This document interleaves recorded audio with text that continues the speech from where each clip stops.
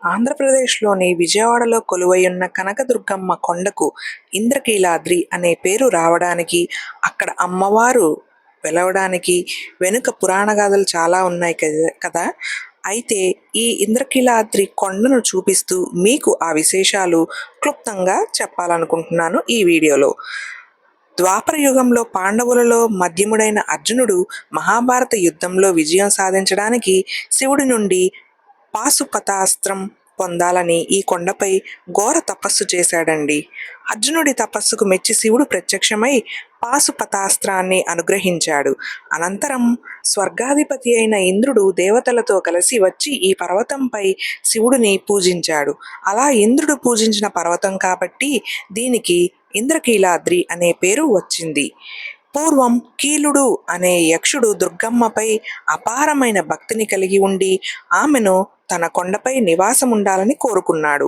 అమ్మవారు అతనికి ప్రత్యక్షమై తాను ఇక్కడే కొలువై ఉంటానని వరమిచ్చింది. దేవతలను మునులను బాధించిన మహిషాసురుడు అనే రాక్షసుడిని సంహరించిన తర్వాత దుర్గాదేవి ఇక్కడ స్వయంభువుగా వెలసిందని పురాణాల ద్వారా తెలుస్తుంది.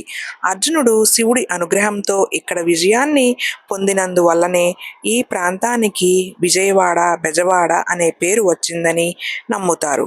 ఇంద్రకీలాద్రిపైనే బ్రహ్మదేవుడు శివుడిని మల్లెపూలతో పూజించి జ్యోతిర్లింగ రూపంలో ప్రతిష్ఠించాడని చెబుతారు.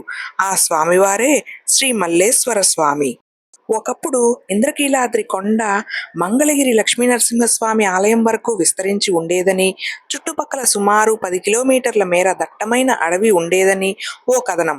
మధ్యలోకి కృష్ణానది ప్రవాహం రావడంతో కొండ మధ్యలో బెజ్జం ఏర్పడిందని, ఆ తర్వాత రూపుదాల్చిన పీఠభూమిలోనే విజయవాడ నగరం వెలసిందని చరిత్రకారులు చెబుతారు. అందుకే బెజవాడను మొదట్లో బెజ్జంవాడ అని పిలిచేవారట.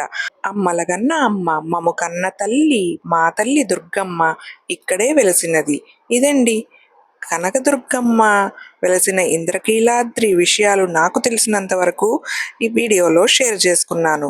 వీడియో నచ్చితే ఒక లైక్ చేయండి. అలాగే తప్పకుండా సబ్స్క్రైబ్ చేసుకోండి. ఇలాంటి మరిన్ని ఆసక్తికర విషయాలుతో మీ ముందుకి మళ్ళీ వచ్చేస్తాను. మీ Kalyani Mahesh from Mukul Maurya world blog YouTube channel. Bye by.